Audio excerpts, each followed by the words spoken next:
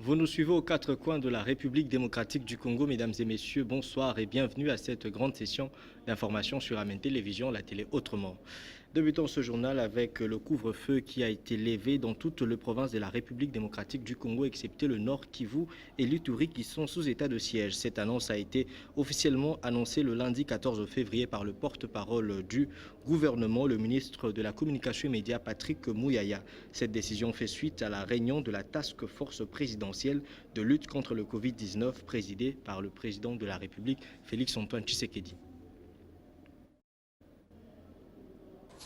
Le gouvernement de la République informe la population congolaise des décisions suivantes. 1. La levée immédiate du couvre-feu sur toute l'étendue du pays, sauf pour les provinces sous état de siège.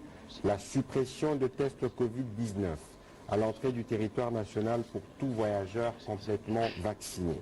3. La suppression des tests Covid-19 pour tout voyageur complètement vacciné à l'intérieur du pays pour les En image, sachez que le chef de l'État, Félix-Antoine Tshisekedi, pose les bases de la première ville moderne débaptisée Lumumba-Ville. Le garant du bon fonctionnement des institutions a remis à Daniel Asselo, ministre en charge de l'intérieur, décentralisation et affaires coutumières des véhicules, motos, groupes électrogènes, ordinateurs en faveur des populations de Onaloa, village natal de Patrice Emery Lumumba dans les territoires de Katata, Kokombe dans la province du Sankuru.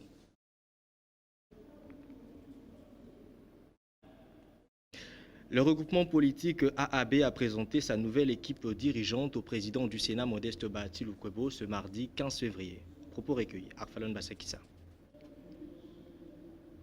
Nous sommes venus rencontrer le président du Sénat en sa qualité aussi de membre de la coordination de l'Union sacrée pour lui présenter l'équipe qui désormais doit représenter AAB devant toutes les institutions et auprès de tous les partenaires de notre pays. Ce groupe ici est issu de la révolution Union sacrée, qui a été d'abord une révolution pour donner au chef de l'État la majorité parlementaire. Et qui dit majorité parlementaire voit les deux chambres du Parlement, l'Assemblée nationale et le Sénat.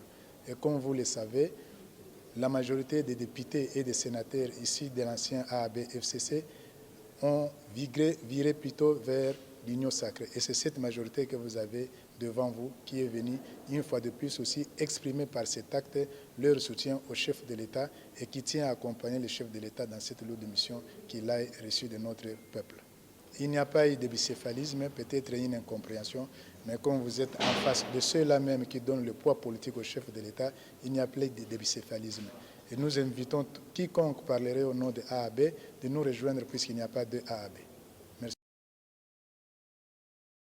Justice dans l'affaire opposant la RDC à l'Ouganda, 325 millions de dollars, c'est l'arrêt de la Cour internationale de justice qui est une moquerie, telle estiment certaines victimes congolaises. Suivez. Le mouvement des indignés de la situation sécuritaire en RDC n'est pas satisfait du verdict rendu par la Cour internationale de justice sur le procès qui opposait la RDC à l'Ouganda. Pour ce mouvement, 325 millions de dollars sont insignifiants au regard de 11 milliards de dollars exigés par la RDC pour réparation. D'où l'appel lancé aux autorités congolaises afin de recourir à d'autres voies, comme le suggère Roger Manzekele, communicateur du mouvement des indignés. Cet arrêt même de la CIJ, c'est une grosse déception sur fond d'indignation profonde de notre part. Imaginez-vous, de 11 milliards à 325 millions de dollars. C'est le montant que l'Ouganda va verser à la RDC à titre de dommages et intérêts aux victimes. Faites les calculs simples. Si vous faites les calculs, c'est 33 fois de moins que ce que l'on attendait. Voilà un arrêt de la CIJ, la Cour internationale de justice, qui démontre à la face du monde que les victimes congolais ne valent rien. C'est pourquoi les mouvements des indignés réclament que la RDC recourt à d'autres mécanismes. Aussi faut-il souligner que ce mouvement manifeste son indignation de ce que les autorités congolaises aient fait recours à l'armée ougandaise pour mettre fin au massacre dans l'est du pays, au moment où le même pays serait l'un des auteurs des massacres à répétition. Le comble de notre indignation est que, cette fois-ci, l'Ouganda, le criminel, revient sur invitation du gouvernement congolais. N'est-ce pas? Nous le voyons à plein midi, à pleine journée, venir marcher gaillardement et sans vergogne sur les tombes sacrées de nos victimes, qui de surcroît se comptent par plusieurs millions. Il convient de noter que la CIJ, plus haute juridiction de l'ONU qui siège à La Haye aux Pays-Bas, a estimé que l'Ouganda devait verser à la RDC 225 millions de dollars pour les pertes en vies humaines, 40 millions de dollars pour dommages aux biens et 60 millions de dollars pour dommages aux ressources naturelles. Élection en 2023, les doutes commencent à s'installer à petit feu dans l'opinion congolaise face à ces enjeux politiques. Les consortiums de la nouvelle société civile congolaise et le Forum pour la démocratie et la bonne gouvernance haussent le ton à travers un communiqué conjoint. Témoin de l'événement, Arfalon Bassakissa. Les processus électoraux en République démocratique du Congo, peut-on dire qu'il est en péril? Face à ces tumultes, les consortiums de la nouvelle société civile congolaise et Forum pour la démocratie et la bonne gouvernance sont montés au créneau mardi 15 février par les billets de Jonas Tchumbela à travers l'analyse faite sur la feuille de route de la CENI.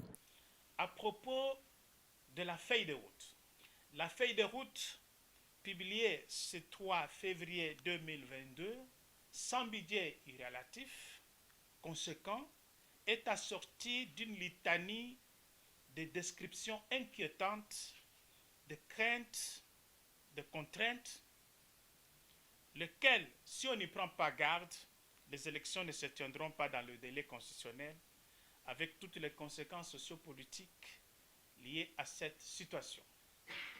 La CENI fustige, à travers cette feuille de route, la lenteur de la mutualisation des opérations d'identification de la population, le recensement de la population et l'habitat, ainsi que l'enrôlement des électeurs qui risquent de retarder le processus électoral soumis aux contraintes de délai constitutionnel.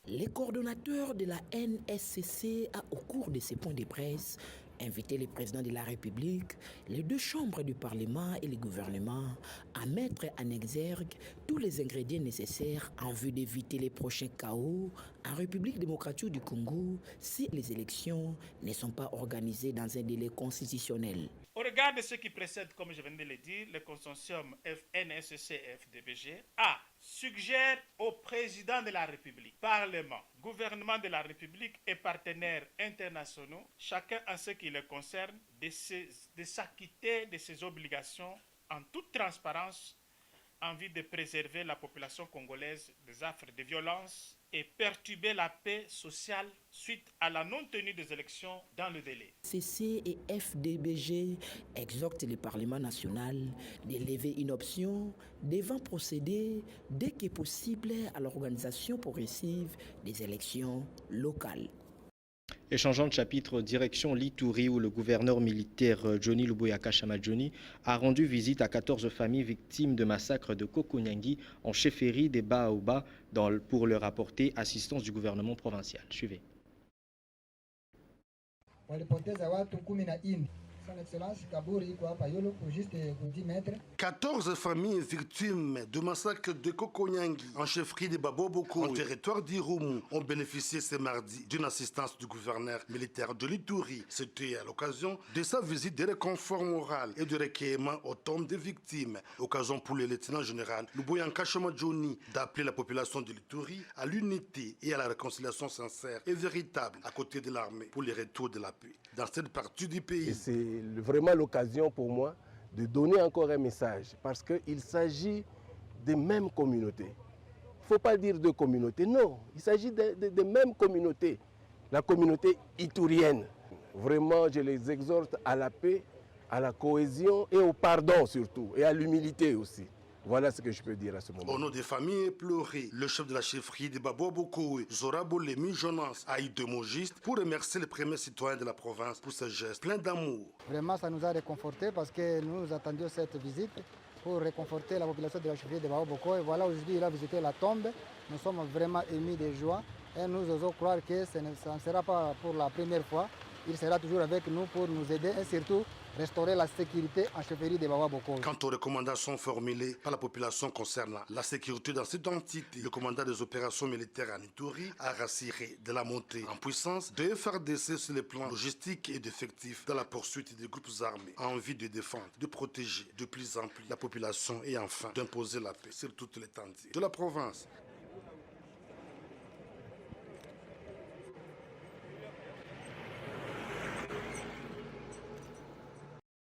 Restons toujours en Ituri où le gouvernement congolais fera tout pour le retour de la paix dans cette province avec les Ituriens. C'est la raison d'un renfort supplémentaire de militaires FARDC depuis le lundi 14 février à Bunia pour redynamiser les opérations militaires contre les groupes armés dans cette contrée.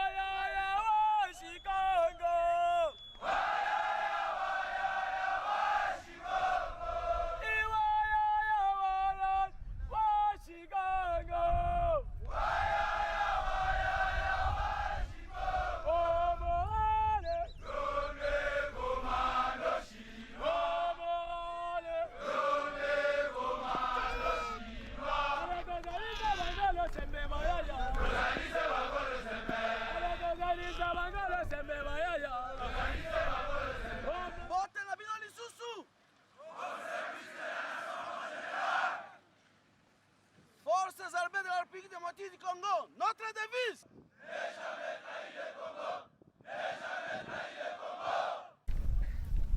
Toye kosala musala, secret ya réussite na bino, ezali discipline. Commandant suprême azali ko insister pour la discipline ya mapinga, ko observer règles d'engagement, règles de comportement. Ngonga nini okobeta masasi, nani okobeta masasi. Obomi munguna kokata yete boyokinga kokata munguna bitani bitani te pekisami. Alors kami na bimisa basoda d'élite ndenge boye awa bosala exception. L'arrivée des militaires s'inscrit dans le cadre de la montée en puissance des FARDC. C'est dans ce cadre que vous voyez ces jeunes gens, de jeunes commandos formés à la base des Kamina, qui avoisinent la taille de plus d'un régiment, et qui viennent encore donner du tonus à leurs aînés qui sont déjà sur le terrain depuis tout ce temps. Et donc ils viennent ajouter la force et l'énergie à... Et d'une province à une autre, au séminaire de Mwanda, les indignés s'auto-évaluent et palpent les réalités de la sécurisation des frontières navales à Banana dans la province du Congo central.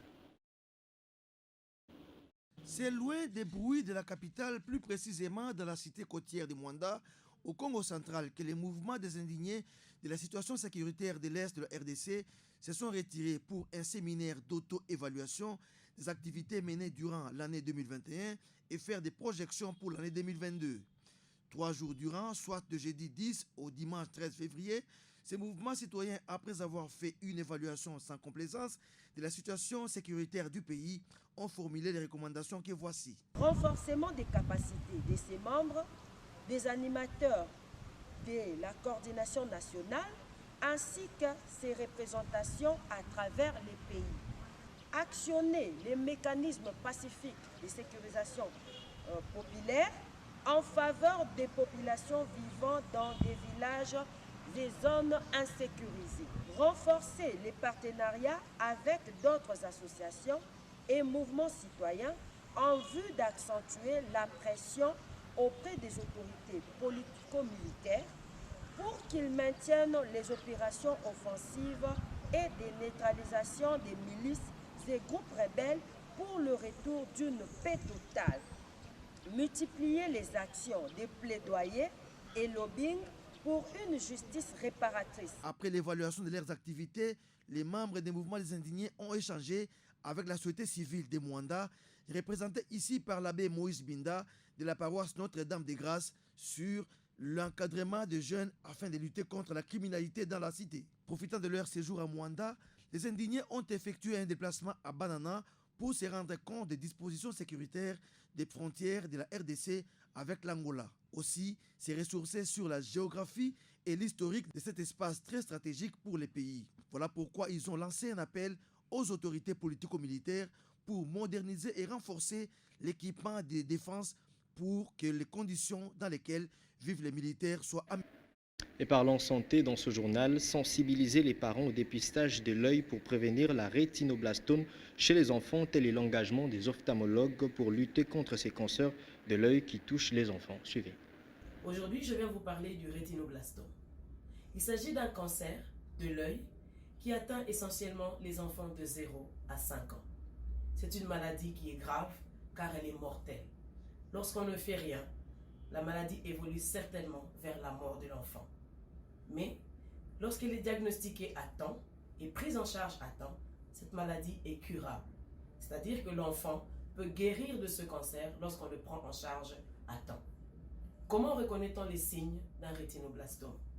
Lorsque vous regardez votre enfant et que vous voyez un œil qui louche, ou encore une tache blanche dans le fond de son œil, ou encore un œil qui s'inflamme à répétition, ou un œil qui augmente de volume, prenez l'enfant, allez consulter la structure de santé la plus proche de vous, qui celle-là vous référera vers un ophtalmologiste qui fera ou pas le diagnostic d'un rétinoblastome. Pour sauver la vue et la vie de vos enfants, s'il vous plaît, consultez à temps. Merci. Et puis ouvrons la page internationale dans ce journal, direction l'Ukraine où la crise tend-elle vers une désescalade. Le Kremlin a confirmé ce mardi 15 février les débuts d'un retrait des forces russes stationnées près des frontières de l'Ukraine, évoquant un processus habituel tout en dénonçant l'hystérie occidentale sur une supposée invasion imminente de ce pays par Moscou. L'idée de sanctions contre Vladimir Poutine serait destructive pour les relations entre Moscou et les Occidentaux. C'est la réaction du Kremlin au lendemain de nouvelles menaces de rétorsion exprimées par les États-Unis en cas d'invasion de l'Ukraine. Le chef de la diplomatie russe, Sergueï Lavrov, a dénoncé une fois encore l'hystérie occidentale et a lui aussi menacé. Si une réponse constructive n'arrive pas et que l'Occident poursuit sur sa voie belliqueuse, Moscou prendra, comme le président Vladimir Poutine l'a dit à plus d'une occasion, les mesures de rétorsion nécessaires. La ministre britannique des Affaires étrangères, Liz Truss, est elle aussi montée au créneau sur un ton offensif. Nous fournissons des armes défensives à l'Ukraine, dit-elle. Nous lui fournissons un soutien économique et nous exhortons la Russie à renoncer à une incursion. Nous disons très clairement que si elle le fait, il y aura un coût économique sévère pour la Russie. Au même moment, se tenait une réunion diplomatique à Paris entre les conseillers des présidents russes, ukrainiens, français et du chancelier allemand pour tenter de désamorcer la crise. Et voilà, c'est par ici que s'achève cette édition du journal. Merci de l'avoir suivi. Très bonne suite de programme sur Amen Télévision, la télé autrement. Au revoir.